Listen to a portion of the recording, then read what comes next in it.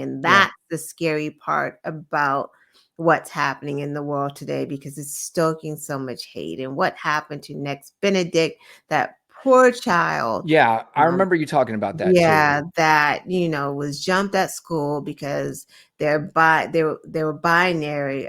Binary? I don't even understand. Non-binary. They were non-binary. That's what it was. Yeah. They were the other. Is what it that. And when you have schools that are like, no, use a bathroom that you're assigned. Don't say gay. Don't say trans. We're not using your pronouns.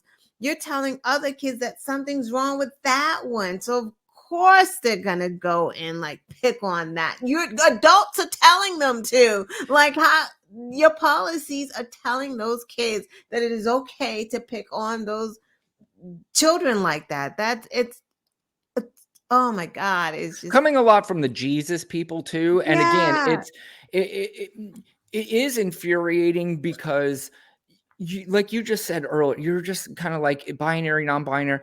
I think Lana, and again, I never speak for Lana. I can only speak for myself, but just based on what she said, I don't know that you and I completely understand the entire program when it comes to transgender, but I think you and I do understand one thing.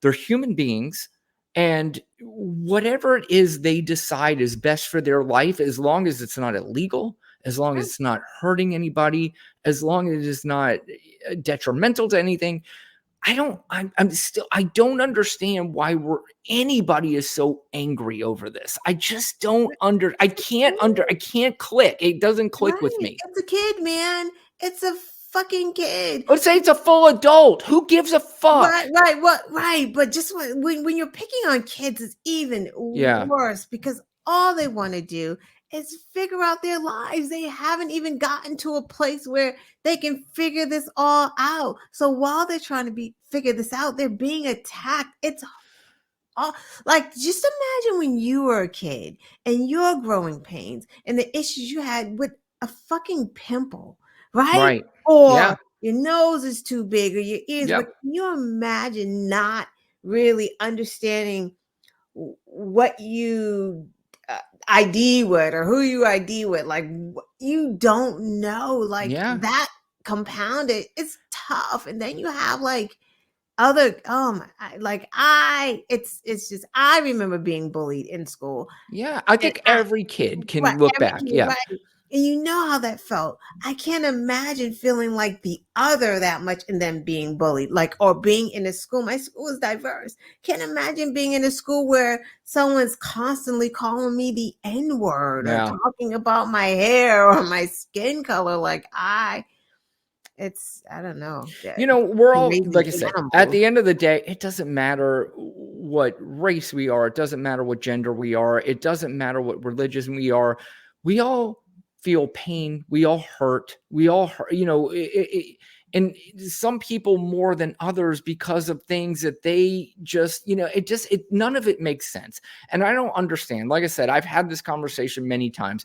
If somebody can just explain to me, if somebody says, I don't like this, and my question to you is, it's just one question and one word. Why? Why don't you like it? What is it that bothers you about this? What is it that changes your life? What is it that makes any bit of difference in your life as to why this should bother you? And I can't get anybody to really God answer. said, the Bible said, the Bible said, love thy neighbor. Like, what are you talking about? That's like the simple thing. I don't even remember all of the Bible. I know it said that part. Like, well, I actually did a podcast on transgender. I gotta say, it was some of my best work. And it was all on the transgender issue. And I did some research on it, and I found that the first transgender person was back in the 1800s. So this was post God. So I don't know if there's anything in the Bible that mentions anything about transgender people, unless somebody can prove that it came. First of all, you're going to have a hard time proving to me that anything happened during the biblical times. But from my understanding, the first transgender person was in the 1800s, and that was certainly way after God and Jesus decided.